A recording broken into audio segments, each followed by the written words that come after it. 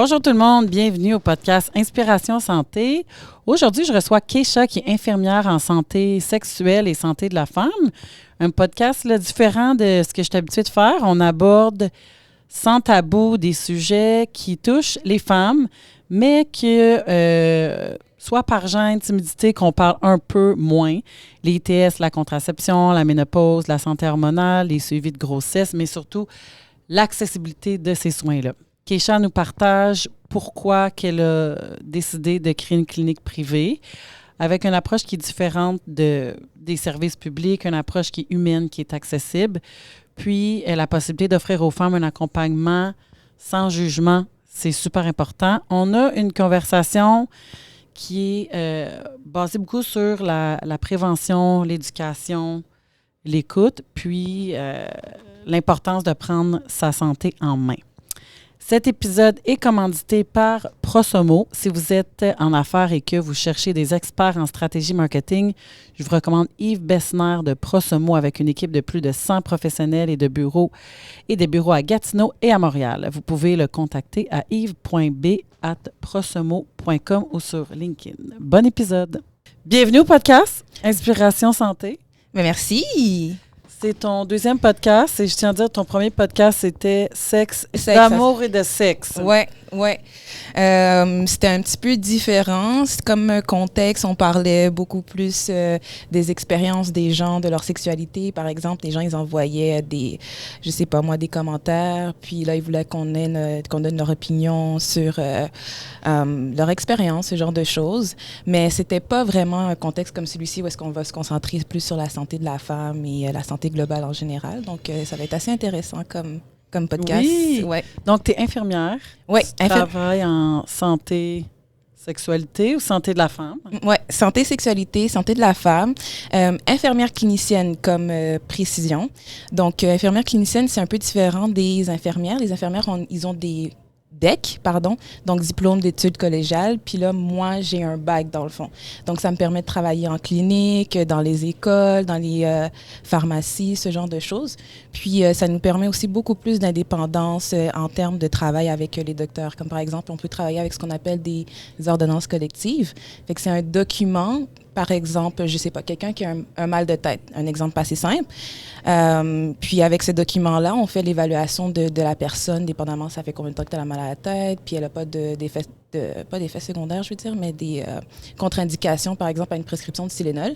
Puis si elle répond aux critères, ben je peux lui prescrire du Tylenol basé sur mon ordonnance collective sans médecin, par exemple. Okay. Donc, ça, c'est quand même assez intéressant. Puis, c'est justement comme ça que j'ai ouvert ma clinique. Clinique Santé Fédé, que ça s'appelle, justement. C'est spécialisé en santé de la femme, santé sexuelle. Je travaille en collaboration avec 2 médecins qui, eux, ils voient des clientes seulement en cas de problématique, mais sinon, c'est totalement indépendant là, comme pratique. Toi, tu arrives du CISO? Oui. Fait que tu étais au CISO. Qu'est-ce qui a fait que tu as voulu vraiment partir du public pour ouvrir ta clinique privée? Bien, en fait, ce qui m'a convaincue, c'était... Bien, déjà là, avec les coupures budgétaires, on avait beaucoup moins de temps. Puis, ce que j'aimais pas du tout, c'est que... Comment je pourrais expliquer ça? On tournait les coins ronds. Comme on voyait plus les clients dans leur globalité, c'est comme s'ils arrivaient, on faisait leurs soins, puis ils partaient. Mais souvent, ces clients-là, ils ont peut-être besoin d'un suivi avec une physiothérapeute, avec une ergothérapeute. Peut-être qu'ils ont des problèmes personnels à la maison avec des travailleuses sociales. Puis, ils nous parlaient souvent de leurs problèmes, justement, en CLSC. Et nous, comme je disais, en CLSC, c'était beaucoup, on fait les soins, puis après ça, ils partent. Et lorsqu'ils nous demandaient, bien, est-ce que je pourrais avoir une travailleuse sociale ou autre chose, bien, la réponse qu'on devait leur donner au jour d'aujourd'hui, c'est, bien, appelle le 811 parce que nous, on n'a pas de service de physiothérapeute, etc. Puis après ça, on s'entend quand on appelle le 811, c'est comme un peu la route du combattant pour trouver des services adéquats, etc., etc. Donc, moi, mon objectif quand j'ai quitté le public, c'était vraiment de pouvoir boucher ces trous-là, justement, de faciliter la collaboration interprofessionnelle, justement, de trouver, si quelqu'un a besoin d'une physiothérapeute pour des soins, mais je peux la référer à une physio, ou bien si elle a besoin d'une travailleuse sociale, d'un psychologue, je peux directement avoir accès pour elle à un psychologue pour qu'elle ait un suivi et qu'on voit plus le client dans sa globalité, dans son ensemble, plutôt qu'en silo et juste, par exemple, voir une plaie. Là.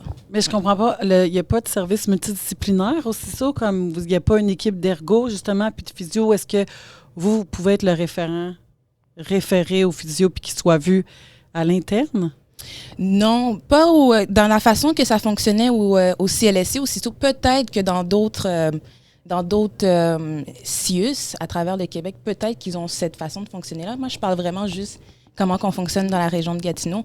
Donc, non, on n'avait pas de moyen de référer ailleurs. Comme je dis, la réponse qu'on donne aux clients, c'est appel le 811 parce qu'on n'a pas de ce genre de personnes-là avec nous. Parce que dans le fond, j'imagine que les soins hôpitaux, oui. Ou est-ce que là, comme tu as tout dans l'hôpital, que ça soit ergo, physio, mais quand tu es comme externe, c'est ça. Là, c'est là que ça devient un enjeu. Exactement. Je comprends. Exactement. Puis ça crée des complications, comme je donne un exemple, vu qu'on va parler beaucoup de la santé de la femme. Lorsque je travaillais en soins à domicile, j'avais des clientes qui faisaient des suivis de soins de plaie pour des accouchements avec des césariennes. Et ces femmes-là, pourquoi on les voyait, c'est justement parce qu'elles avaient des plaies compliquées à cause que justement, il n'y avait pas eu de physiothérapeute pour travailler les problèmes de diastase qu'on a souvent après un accouchement, par exemple. Et ces dames-là, quand on les rencontrait, ben, elles avaient déjà, avant même de tomber enceinte, elles avaient déjà un certain point, un certain embonpoint. Fait que là, il y avait déjà une faiblesse au niveau abdominal. Plus là, elle tombe enceinte, il y a une césarienne. Fait que là, c'est encore plus difficile à guérir, le temps de guérison. Puis elles avaient des complications comme ce qu'on appelle des hématomes. Les hématomes, c'est des poches de sang qui se forment au niveau de l'abdomen. Puis quand s'accumulant, ben, ça crée de la pression au niveau de la plaie, puis ça crée des complications. La plaie se réouvre. Donc là, on est obligé de mettre des mèches pendant des mois et des mois. C'est désagréable pour elle, pour sa famille. Puis pas désagréable pour nous, ça nous fait toujours plaisir, mais on se demande pourquoi est-ce qu'on fait tout ça? Qu'est-ce qu'on aurait pu faire avant qu'on arrive à cette complication-là, dans le fond? Ouais. Puis, est-ce qu'il y a quelque chose qui peut prévenir, comme ma soeur, justement, elle a eu une césarienne, puis 24 heures après, elle avait des hématomes. C'était épouvantable, la souffrance qu'elle avait, puis son ventre était comme hyper gros. Y a quelque chose que tu peux faire pour prévenir ça, ou c'est vraiment une complication chirurgicale que... C'est une complication chirurgicale. Par contre, dans certains pays, eux, ce qu'ils font après l'accouchement, ils mettent des bandes abdominales pour pouvoir aider à contrôler justement la perte de sang et tout. Et c'est quelque chose que j'ai constaté qu'on ne faisait pas ici, parce que, par exemple, dans les chirurgies abdominales, la chirurgie bariatrique ou bien, les hernies ou ce genre de choses, ben, les gens qui ont un gros abdomen, ils vont leur mettre automatiquement une bande abdominale pour éviter ce genre de complications. Une gaine pour que tu sois capable de, par défaut, de gainer. Exactement, de gainer, puis justement d'éviter des saignements incontrôlables et tout. Donc, l'autre question, c'est ce que je me dis, pourquoi est-ce que d'emblée, on ne met pas ça pour les femmes qui viennent d'accoucher ou pour les césariennes? Il me semble que ça aurait été une façon d'éviter, mais bon. Donc, les gens qui viennent à Santé Fédé, ils viennent pourquoi principalement? En ce moment, ils viennent principalement pour santé sexuelle. Fait que je vous dirais plus les infections transmissibles sexuellement, les dépistages reliés au cancer du col de l'utérus. On fait aussi des soins de cryothérapie, des petits soins comme ça, mais on compte développer nos services en hormonothérapie, contraception, ce genre de choses. On parle d'hormonothérapie plus pour les femmes ménopausées, en périménopause, qui vivent des symptômes de complications, etc., etc. Donc, ouais, c'est pas mal ce qu'on fait en ce moment. Mais est-ce que maintenant, si je recule quand j'étais au secondaire, où est-ce qu'il y avait beaucoup de prévention pour ETS, MTS, est-ce qu'il y en a moins qu'avant, étant donné qu'on en a plus parlé? Maintenant, il y a des vaccins qui sont donnés comme plus tôt. Moi, de mon âge, j'ai des amis qui ont eu le condylome. Je ne sais pas si ça a changé. Là, le virus du... C'est quoi? Virus du papillome humain. Oui, c'est ça. Bien, ce virus-là. Puis qui ont eu des cancers. Maintenant, avec les vaccins, puis le fait qu'il y a beaucoup plus de prévention avec les infirmières dans les écoles, est-ce que c'est réduit, les MTS? Dans mon expérience, là, je peux pas parler des chiffres, mais de mon expérience, il y a encore beaucoup d'inconnus, puis j'ai misconception dans ma tête comme mot, mais tu vois ce que je veux dire. Il y a beaucoup de misconceptions, comme par exemple, il y a un jeune que j'ai vu il y a pas longtemps qui, lui, s'inquiétait d'avoir attrapé une ITSS dans une bolle de toilette. Mais il me semble que ça fait assez longtemps qu'on parle des ISS pour savoir que ça ne s'attrape pas sur une bolle de toilette. Puis c'est ce genre d'ignorance-là qu'on dirait qui revient. Puis je suis comme, qu'est-ce qui se passe dans les écoles, ou est-ce qu'ils écoutent vraiment dans les écoles, ou des fois, ils ne sont pas bien informés non plus sur les maladies qui peuvent être protégées par le condom. Par exemple, on parlait du VPH, le virus papillome humain. C'est papillome? Oui, papillome. Papillome. Oui, exactement. Fait que lorsqu'on parlait du virus papillome humain, les gens, ils me disent, par exemple, je mets toujours le condom dans toutes mes relations, mais j'ai quand même eu le VPH, comment ça se fait? Mais ce qu'ils ne savent pas, c'est que souvent, les condylomes, ils vont se retrouver dans des endroits au niveau du pubis qui ne sont pas couverts par le condom. Le condom, il va juste protéger la verge. C'est ça. Mais des fois, on a des condylomes au niveau du pubis, puis c'est pas protégé, puis c'est comme ça qu'on peut transmettre à l'autre personne. Donc, oui, c'est bien beau mettre le condom, mais il y a quand même un risque de transmission malgré ça. C'est la même chose pour, par exemple, le virus de l'herpès là, et tout. Le virus de l'herpès aussi, des fois, ça se retrouve dans des zones que le condom ne va pas nécessairement protéger, fait qu'on est quand même à risque d'attraper une ITSS comme ça. Ouais. Donc, au niveau des préventions, c'est sûr que l'abstinence, c'est pas un choix. Non, c'est ça. Ça serait, j'imagine, de faire des tests quand il y a un changement de partenaire ou dès le début pour s'assurer que, OK, est-ce que j'ai quelque chose? Puis après ça, ça serait qu'est-ce que tu donnes comme conseil, comme protection? En ce moment, à part le classique condom qui existe, il n'y a pas grand méthode de protection contre les ITSS. Par contre, il y a une compagnie que j'ai découvert, ça s'appelle L'Oral. Puis L'Oral, ils fabriquent des genres de culottes pour les femmes à base en latex. Okay. Puis ça a déjà été approuvé par Santé Canada. C'est sûr qu'on peut pas faire de pénétration avec la culotte, mais elle couvre justement ces régions-là là, au niveau du pubis et tout. Fait que si c'est pour faire par exemple, cunnilingus, mais ce genre de relation érale, il y a déjà un certain niveau de protection de plus, là. Donc ça pourrait être une option aussi qui serait à envisager, en plus du condom, dans le fond.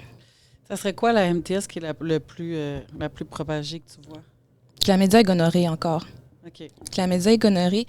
Et encore une fois, malgré le fait que les gens ils savent qu'un des meilleurs moyens de protection contre les ITSS, un des seuls, c'est le condom, il y a encore des réticents par rapport à la mise de condom. Il faut encore qu'on ait des discussions, qu'on leur demande comment ça se fait que vous ne vous protégez pas. Est-ce qu'il y a-t-il quelque chose qui ferait que vous mettrez plus souvent le condom et tout. Puis souvent, la réponse est c'est parce que c'est pas assez confortable, il n'y a pas assez de sensations, etc., etc. Donc, les gens, ils ont l'air d'être au courant. Certains ont l'air d'être ignorants. C'est un peu un mélange de tout encore. Mais il y a une certaine nonchalance par rapport aux ITSS qui fait que l'on se ramasse avec des bactéries multirésistantes. Mm-hmm. Là, il y a des nouvelles maladies que, écoute, même moi, quand j'étais au secondaire, on n'en parlait pas. Là, on m'a sorti des noms comme mycoplasma, puis uroplasma. Là, il y a aussi la trichomonase qui est nouvellement arrivée et tout. Alors qu'avant, quand on allait à l'école, on s'entend, c'était quoi? C'était chlamydia, gonorrhée. Herpès. Ouais. VIH, syphilis, c'est pas mal ça. Puis là, est-ce que c'est traitable avec un médicament ou c'est aussi dangereux que le VPH? Non, c'est traitable avec des médicaments, thank God, là, des antibiotiques, c'est pas si pire. Mais ça démontre quand même une certaine évolution au niveau des bactéries multirésistantes aux antibiotiques, justement à cause d'une négligence là, de la société. Ouais. Donc, les gens, il faut qu'ils se fassent tester. Puis si tu as des partenaires multiples, encore plus important. Effectivement. Pendant qu'on parle de partenaires multiples, il y a une madame que j'ai rencontrée, je l'admirais toujours. Là, c'était ma cliente préférée. Elle, c'était un peu la doyenne des partouzes parce que j'ai appris qu'il y avait des partouzes. Ouais. J'ai appris qu'il y avait des partouzes à Gatineau, des échanges des groupes d'échange de des couples. Échangistes. Exactement. Okay. Ouais. Puis cette dame-là, c'était justement comme disait la doyenne, puis elle venait à chaque 3 mois faire ses dépistages, puis même dans son groupe, c'est elle qui évaluait les gens, qui leur posait des questions, qu'est-ce que tu penses des ITSS, puis des moyens de protection, etc., etc. Puis elle leur demandait aussi c'était quand la dernière fois que tu as fait ton test de dépistage, ce genre de choses. Fait que, ouais. Puis là, dans les partouzes à Gatineau, c'est quoi, c'est dans une maison? Ah, ça, je pourrais pas dire. Okay. Si c'est dans une maison ou dans une fête ou si c'est à la Pigalle, là, je ne sais pas. au bord de danseuse en bas. Mais c'est ça. Mais ce que je peux te dire, il y a des partous qui existent. Que j'en ai rencontré plusieurs femmes ou hommes qui organisent des partous et qui font partie de ce genre d'activités échangistes-là. Et honnêtement, je trouve qu'ils sont beaucoup plus responsables que monsieur, madame, tout le monde. Okay. Malgré le fait qu'ils ont plus d'activités sexuelles. Oui. Ouais. OK. Puis là, mis à part les TSS, on a parlé de femmes ménopausées. Mm-hmm. Pourquoi cette clientèle-là t'intéresse? Parce que c'est plus long. Tu es encore jeune, fait que c'est encore... t'es pas encore dans cette phase-là, contrairement à moi, où est-ce que je le sais qu'on y passe, tout le monde y passe avec des symptômes à degrés différents. Il y en a qui ont plus de symptômes, il y en a qui sont asymptomatiques. Mm-hmm. Mais pourquoi ça t'intéresse? Ben, parce que théoriquement, je vais arriver de ce niveau-là aussi un jour. Mais aussi parce que dans ma pratique, souvent, je rencontrais des femmes, en plus de les voir pour des ITSS, mais ça arrivait souvent qu'ils me parlaient justement de leurs problèmes vaginaux. Ou bien, par exemple, si je fais un pap test et puis que je vais insérer un spéculum, c'est super désagréable, inconfortable, c'est sec. Donc, c'est là qu'elles me parlent justement de leurs problèmes de ménopause et tout, qu'elles ont des problèmes de suivi, puis que le médecin ne les prend pas au sérieux. Donc là, je me dis, OK, si on s'embarque dans l'hormonothérapie puis qu'on vient compléter nos soins avec ce genre de service-là, bien, on va arrondir puis on va aller chercher le plus de clientèle possible à ce moment-là aussi. Là. Ouais. C'est quoi les symptômes ménopause que tu vois le plus, là? La sécheresse vaginale, beaucoup. Ça, c'est beaucoup la complainte que j'ai. Puis, ce qu'on me dit, c'est que ça affecte aussi leurs relations sexuelles. Les pénétrations sont désagréables. Puis, on s'entend que c'est pas parce qu'on a 40 ans, 50, 55 ans que notre vie sexuelle doit s'arrêter non plus. Exactement. Donc, moi, c'était plus... c'est vraiment ce côté-là qui m'a intéressée. Là. Je me dis que la vie sexuelle d'une femme ne devrait pas s'arrêter à 50 ans parce qu'elle est inconfortable. Alors, si on peut vous aider d'une façon ou d'une autre, ben pourquoi pas?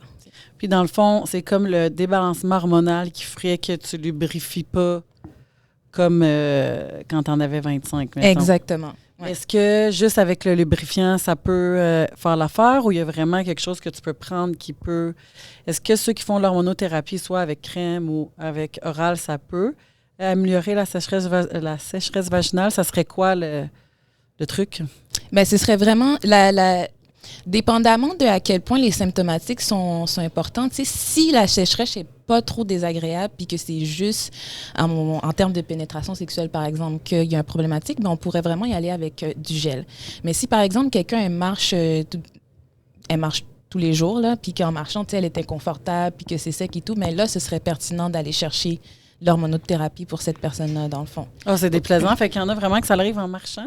Oui, bien, que tu sais, qui sentent... Pas que, comme, tu sais, ils sont, peu importe qu'ils marchent ou qu'ils sont assises, qui sentent que, tu sais, c'est inconfortable. Puis, ouais. Donc, vraiment, l'hormonothérapie serait plus pertinent pour ces dames-là. C'est fou parce que tu rentres dans une phase où est-ce que tu vieillis, que tu te reconnais pas. Il y en a que c'est vraiment au niveau de l'humeur. Fait que c'est tellement important. Il y a tellement de choses comme l'incontinence. On en parlait quand on s'est vu. Les gens en parlent. Les femmes ne veulent pas en parler. Non. Puis, quand on s'est rencontrés, moi, toi, puis la physio qui disait comme c'est pas normal de sauter sur une trampoline puis de te pisser dessus. Mm-hmm. Non, c'est... on dirait on vit avec ça. Ouais. Puis on n'en parle pas. Je pense que rentrer dans la périménopause, ménopause, c'est peurant, c'est inconnu. Fait que d'aller chercher un support, fait qu'à votre clinique, vous offrez ça, c'est super. Je pense que dans 10 ans, ça va être différent. Déjà que les choses ont changé depuis pour les médecins généralistes sont de plus en plus à l'affût des symptômes de la périménopause, ménopause. Fait que je trouve ça vraiment bien que vous pouvez offrir ça. Pour les fuites urinaires, est-ce que c'est quelque chose que vous traitez ou non? Non, ça, ce serait plus le travail de la physiothérapeute. Mais par rapport à Mireille, nous, c'est vraiment traitement médical, ce genre de choses. Mais si c'est réadaptation pelvienne, c'est vraiment de la physio. Ouais. Puis là, exemple, quelqu'un vient à votre clinique. Toi, tu es seule infirmière? Oui, pour l'instant. Et là, avec 2 médecins. Oui. Puis si tu rencontres des problèmes, qu'il y a besoin d'hormonothérapie, puis tout ça, est-ce qu'ils peuvent faire le pont avec le médecin après? S'ils veulent, oui, mais théoriquement, ils n'ont pas besoin. Encore une fois, tu sais, avec une ordonnance collective, moi, je peux leur prescrire de l'hormonothérapie. Puis si jamais il y a une problématique de plus, un problème de santé, qu'elle a besoin d'être diagnostique, là, je vais la référer au docteur. Mais théoriquement, elle pourrait juste venir nous voir à la clinique, prendre sa prescription et puis... C'est quoi les symptômes? Je ne sais pas si tu en vois assez, les plus fréquents, comme à part la sécheresse au niveau de l'humeur, est-ce que de l'énergie ou... Je sais que ce soit des symptômes anxieux ou symptômes dépressifs, ça peut être fréquent aussi. Est-ce que c'est des choses qui sont traitées plus comme avec un antidépresseur ou c'est quoi votre... Souvent, l'hormonothérapie est assez pour venir rebalancer, mais après ça, si elle souffre de symptômes de dépression malgré l'hormonothérapie, mais là, il faudrait qu'on regarde avec un psychologue. Puis c'est un peu le rôle que je cherchais un peu à avoir avec ma clinique. D'ailleurs, notre slogan, c'est la pièce manquante de votre santé. Fait que c'est vraiment d'aller chercher la pièce. Si moi, je suis limitée en termes de ce que je peux vous offrir, ben je peux vous référer à un psychologue ou, si vous voulez, je sais pas, reprendre vos activités, ben là, vos activités physiques, ben là, je les enverrai voir toi, ou bien si elle a besoin de réadaptation pelvienne, mais j'enverrai voir physiothérapeute. Fait que je connais les limites de ma pratique, puis mon rôle après ça, c'est qu'une fois que moi, j'ai évalué puis qu'on a fait l'hormonothérapie, s'il y a d'autres problématiques, ben mon rôle, c'est vraiment d'aller t'aider à trouver les bons professionnels de la santé qui vont être capables de poursuivre les soins avec toi, là. Mais exemple, les femmes qui accouchent, je ne sais pas c'est quoi les statistiques de femmes qui n'ont pas de médecin accoucheur, mais après le postpartum, est-ce que vous en avez beaucoup qui n'ont pas de médecin après avoir accouché? Parce qu'on s'entend que c'est important à ce moment-là d'avoir le support d'un médecin après que tu as accouché. Est-ce que tu en vois aussi beaucoup? Quand même, qui ont pas de médecin. Elles s'arrêtent souvent. Souvent, ils vont quand même avoir un suivi du CLSC par des infirmières après l'accouchement, là, qui vont venir faire des visites à domicile. Mais après ça, souvent, encore une fois, c'est le chemin du combattant, le 811. Maman n'a pas de médecin de famille, bébé n'a pas de médecin de famille. Puis, à chaque fois, pour avoir un suivi, c'est l'enfer, là. Ouais. Donc, est-ce que toi, t'en suis? Non. Par contre, on a une infirmière qui s'en vient, qui va faire de la périnatalité, là. Qui va pouvoir faire les suivis postpartum et puis après. Ouais, non, c'est pas mal ça. Fait que là, il y a quelqu'un qui s'en viendrait pour faire le postpartum. Ouais. Puis, pour tout ce qui est, renforcement pelvien puis tous ces trucs-là, toi, tu réfères... à la physio. En physio. Ouais. Parce que là, on s'est rencontrés, moi, toi, Mireille, la physio, pour parler justement de... tout ce qui est plancher pelvien, puis les difficultés qu'on peut vivre là, après un accouchement de fuite urinaire. Puis, tu sais, c'est drôle parce que je pense que la moitié de mes amis, ils en ont. Comme après que tu accouches, genre, on avait été toutes sauter la trampoline, puis je pense qu'on s'en allait au resto après, puis il y en a qui avaient fallu qu'ils se changer. Là, oh, wow! Fait que... moi, après, ça m'a pris comme un bon 6 mois après avoir accouché à être redevenue comme complètement normale. J'ai fait mes exercices, puis tout ça, puis... souvent, même après 2 ans, 2-3 ans que tu as accouché, que tu te sens encore comme ça, c'est pas normal. Fait que c'est là que c'est bien d'avoir un réseau. Est-ce que, justement, on peut référer puis que ces femmes-là peuvent recevoir de l'aide? Oui. Fait que de ton côté, dès qu'ils rentrent, c'est un service qui est payant. Oui. Puis, est-ce que c'est quelque chose qui peut être... j'imagine les gens peuvent le remettre là, sur leurs impôts. Puis, oui. C'est quelque chose qui est abordable dans le sens que les cliniques privées, il y en a, mais c'est-tu quelque chose qui est un marché qui est un peu pareil partout au niveau des prix? C'est un peu pareil partout, je vous dirais. Puis oui, ils peuvent soit le réclamer aux impôts à la fin de l'année, ou certains, il y en a beaucoup qui travaillent pour le gouvernement, là, qui sont couverts par des assurances privées. Ils peuvent le réclamer à leur assurance privée. Malheureusement, ce qui est plate, c'est que certaines assurances privées, puis même la RAMQ, ils ne couvrent pas les soins, les soins infirmiers. Pourquoi, je ne pourrais pas vous dire. Mais ils vont... la RAMQ ne couvre pas les soins infirmiers? Non, pas au privé. Non, parce qu'ils vont dire va attendre, puis c'est un service qu'on offre déjà, fait que t'as pas... Oui, exactement. Fait que c'est couvert au public, mais pas au privé. Puis même dans les assurances privées, c'est pas tout le monde qui couvre les soins infirmiers. Par contre, tout ce qui est rapport avec analyse, ce genre de choses, d'habitude, oui. Donc ça limite... un peu, comment je pourrais dire ça, pas notre capacité des clients à payer, mais peut-être que ça va les rendre hésitants un peu avant de venir nous voir parce qu'ils ne peuvent pas faire 100% rembourser leurs frais à cause de ça. Ouais. C'est sûr que c'est plate que, financièrement, c'est sûr qu'ils n'ont pas le choix. Puis il y a des gens qui sont peut-être moins dans les moyens de se permettre ça. Par contre, quand tu es au privé, moi, je trouve, puis je généralise, mais parfois, le service est différent. La rapidité des soins, l'accessibilité, tout ça, c'est un service qui est très différent. Puis à plusieurs moments, j'ai décidé de payer un service au privé au lieu d'aller au public. Là. Souvent, si on regarde si on parle d'IRM, là, comme au public, t'attends, oublie ça, là, c'est long, c'est une blessure, puis tu veux régler ça.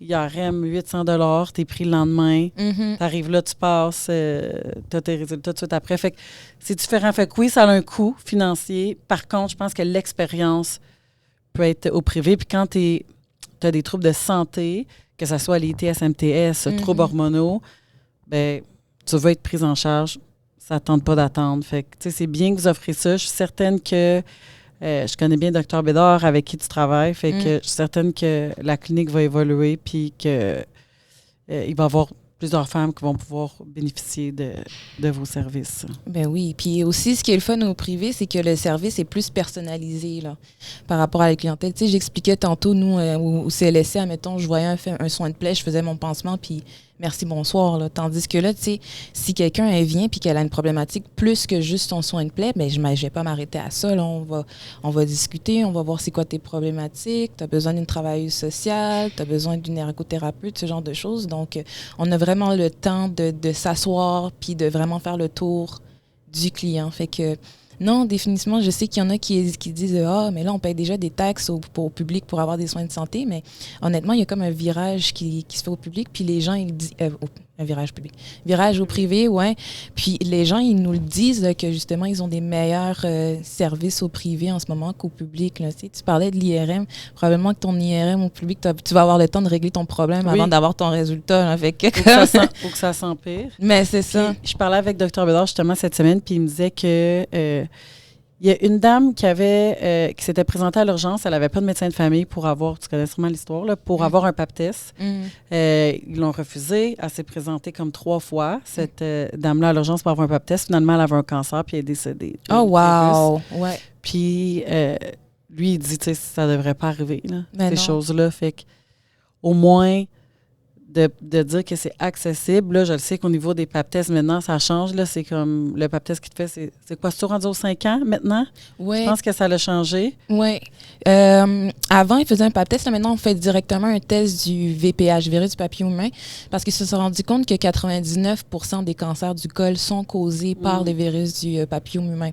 Donc là, ce qu'on fait, c'est que le prélèvement, c'est exactement la même affaire. Malheureusement, tu es assis sur la table avec tes 2 jambes sur les étriers puis tout. C'est super le fun.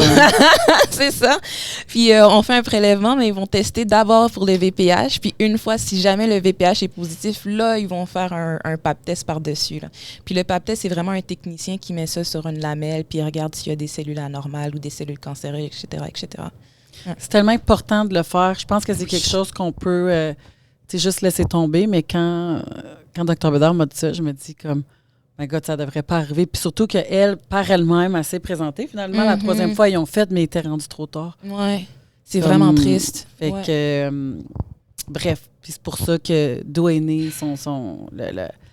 la fondation qui n'est pas encore toute mise en place, mais son idée d'aller chercher des fonds pour pouvoir aider. Parce que, tu sais, c'est correct qu'il y ait un service au privé, mais si les gens n'ont pas les sous, bien, avec la fondation, d'être capable d'aider les femmes à avoir accès aux soins privés avec des dons, comme c'est merveilleux. Là. Mais c'est ça.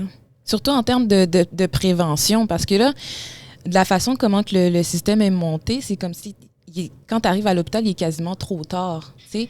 Tandis que si tu vois la madame dont on parlait là, qui est décédée, ben, si elle était venue me voir genre 1 an avant, puis qu'on avait fait son pap test, puis qu'on avait détecté directement des cellules anormales, peut-être que ce ne serait pas arrivé. Là. Elle aurait eu son résultat à l'intérieur d'une semaine, puis, tu sais, mais bon. Mais au niveau de 99, tu as dit 99% des cancers du col sont dus au virus du papillon humain. Fait qu'il y a quand même 1% qui est plutôt rare, mais sinon, il y a d'autres cancers du col ou c'est vraiment comme, ça veut dire que ça serait vraiment ça qui cause, comme il n'y aurait pas d'autre chance que tu aies un cancer du col? Il pourrait, oui, tu sais, ça pourrait, si vous avez, je sais pas, quelqu'un a des antécédents familiaux de cancer du col. C'est comme hormonal, genre? Oui, plus hormonal ou au niveau des, voyons, de ton ADN. Peut-être que tu as un strain d'ADN qui a plus tendance à faire des cancers. Okay. Exactement, ouais. Fait que c'est pour ça que souvent, on va leur demander, as-tu des antécédents familiaux, ta mère, ta soeur, ton frère qui a déjà eu un cancer? Ça, oui, ce serait une autre cause de cancer du col, mais quelqu'un qui a aucun antécédent familial de cancer du sein ou cancer du col fait partie de la gang des 99 là, que je parle. Parce que c'est tout le temps épeurant. Là. Je me rappelle, moi, je l'ai faite, mettons, il y a 3 ans. Mm-hmm. J'arrive à la clinique, il me dit « OK, tu as des cellules anormales. Reviens, j'ai perdu ton pap test. Reviens, j'ai perdu les résultats. Finalement, c'est pas concluant. Mm.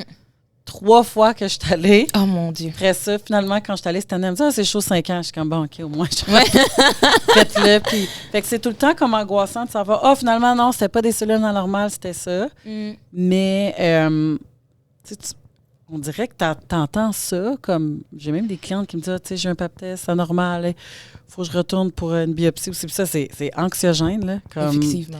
Fait que prévention, faut faire les pap tests. Ouais. Y a-tu d'autres choses ou...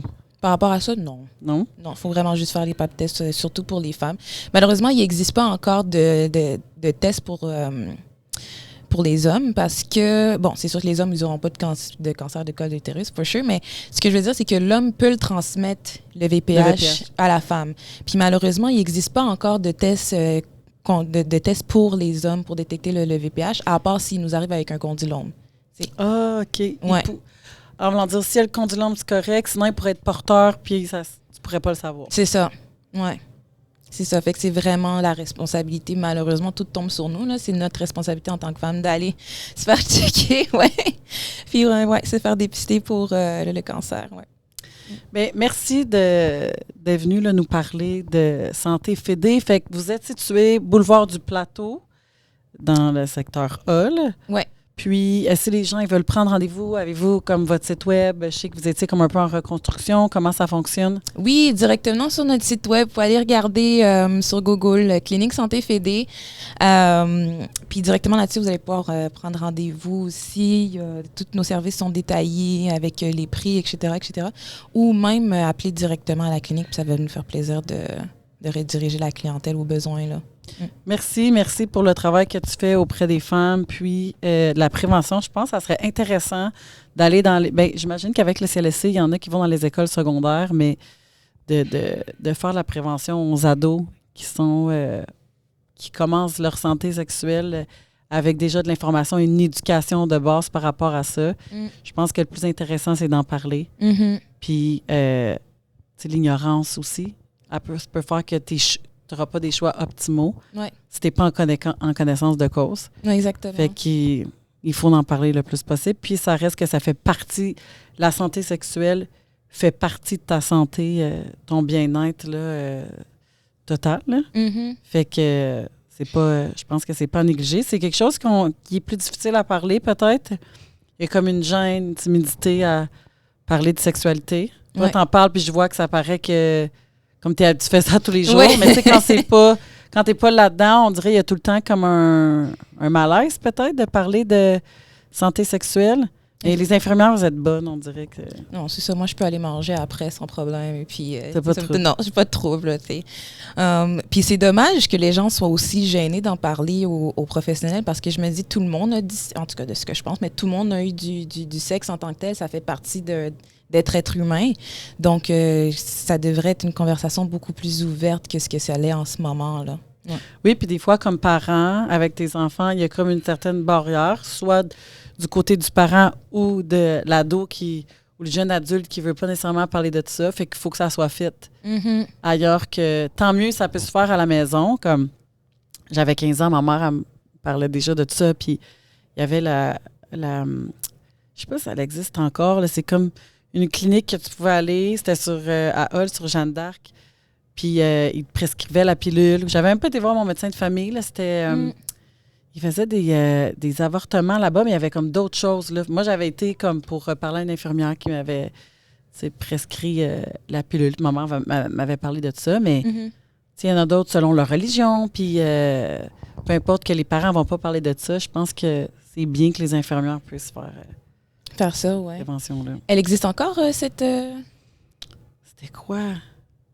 J'avais une amie qui avait fait un avortement. Là, elle était comme... Déjà, on avait genre 17 ans, 18 ans, puis c'est moi qui avais été avec elle. Puis, tu sais, c'est comme que ses parents, ça faisait pas partie du tout de leur, je pourrais dire, leur religion aussi, mais leur valeur de que ça soit avant le mariage. Ouais. Fait qu'elle avait jamais... protection, MTS, Ils n'avaient jamais parlé de ça. Fait que, c'était vraiment triste. C'est que je me rappelle que j'avais été avec elle pour ça, mais que moi, j'avais été pour la pilule d'esturgeon. Je me rappelle pas. Il va falloir que je te revienne, mais toi, tu peux prescrire la pilule. Oui. Dans le fond, il y a sûrement des jeunes qui viennent te voir. Oui, qui vont venir me voir pour ça. Puis c'est drôle qu'on parle de ça, justement, ton amie... avec ses parents, avec qui qu'elle ne parlait pas de ça. Avec la réalité qu'on vit en ce moment, il y a beaucoup de gens, d'immigrants qui arrivent dans la région en ce moment et tout. Fait que je pense que c'est quelque chose qu'on va voir de plus en plus. Je me demande si c'est pas pour ça aussi que je vois plus de gens d'ignorance, si je peux dire ça comme ça, par rapport aux ITSS, parce que justement, ils arrivent de certains pays où est-ce que parler de la sexualité, c'est tabou, là. Ouais. Puis ils ont une gêne, puis ils savent pas nécessairement que ces services-là, ils existent. Puis en ce moment, je pense que dans les écoles, c'est aux primaires qui parlent de ça. Moi, j'ai travaillé comme travailleuse sociale. J'ai fait primaire, secondaire. Puis au primaire, c'était en 6e année où est-ce que, genre, moi, l'ATS, je me jumelais avec l'infirmière puis on parlait de ça. Au secondaire, c'est sûr qu'il y en a qui n'ont pas le choix, mais c'était comme pas ma mission à ce moment-là. Je pense que au niveau des certaines religions, comme tu dis, c'est comme pas avant le mariage. Puis juste même que ça soit après le mariage, c'est comme quelque chose qui c'est comme ton jardin secret. Tu sais, que tu n'iras pas parler à table au souper. Là. Ouais. Parce que peut-être il y a des familles québécoises aussi là, qui sont comme ça, ou peu importe. Moi, ça a toujours été ouvert avec mes parents, puis tant mieux parce qu'il n'y avait pas ce tabou-là. Même c'est correct de te garder tes jardins secrets. Là. Chacun pour soi d'étaler leur sexualité comme ils veulent. Mais je trouve pour les ados ou jeunes adultes, d'en parler, tu sais, un avortement, tu restes avec ça toute ta vie. Puis c'est quelque chose qui peut t'affecter, soit, j'imagine, au niveau de ta fertilité, peut-être même que ça soit au plan psychologique, mais même si tu veux avoir des enfants plus tard, je sais pas si ça peut comme nuire à ta fertilité, peut-être que non, ça dépend du dossier.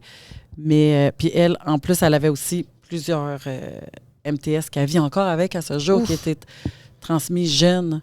Oh, wow! Tu sais, c'est comme... Puis peut-être même avec le condom, ça l'aurait... Ça reste... Elle en aurait eu quand même. Mais en tout cas, c'est triste. Fait que oui, il faut en parler. Il faut qu'on, comme parents, qu'on puisse le plus éduquer nos enfants, puis sinon qu'il y ait des ressources externes. Au secondaire ou même au cégep, là. Oui, non, définitivement. Parce que je me rappelle pas qu'au cégep, on dirait que t'arrives au cégep, t'es rendu une grande personne. Il y a plus... J'essaie de me rappeler si j'avais eu comme quelque chose des infirmières, mais je pense que non. T'as comme toi? Non, même pas. Non. Tu sais, c'est toi qui devais aller prendre tes 2 pieds puis aller voir l'infirmière, la trouver, là, mais il n'y avait pas vraiment d'intervention ou... Tu sais, t'arrivais au secondaire, c'était très communautaire comme approche. Puis là, quand tu passes comme, mettons, cégep université, t'es rendu ailleurs. C'est très sérieux. Là, j'étais pas vraiment dans la vie étudiante, mais comme de savoir vraiment au niveau des services. C'est sûr qu'il y en a, le service psychologique, puis tout ça, mais t'avais plus l'aspect... c'était pas assez important.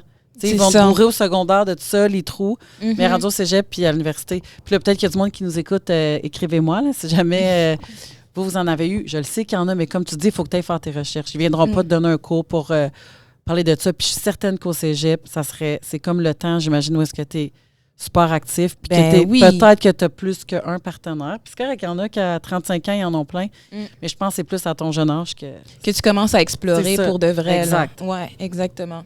Puis, comme on a dit, encore une fois, il y a du monde des immigrants qui arrivent, qui sont déjà adultes et tout, qui rentrent au cégep, puis à l'université, peut-être qu'ils ne sont pas passés par le primaire pour le secondaire, puis ils n'ont pas eu du tout là, l'enseignement sur la sexualité, etc., etc. Fait que ce serait vraiment, comme on t'a dit, ce serait là le moment de faire l'enseignement le plus. Là.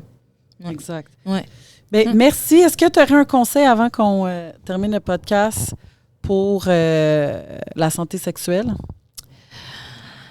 Protégez-vous, mais même si vous êtes protégé, allez vous faire dépister parce que comme j'expliquais au début, c'est pas toutes les maladies qui sont protégées convenablement par le condom.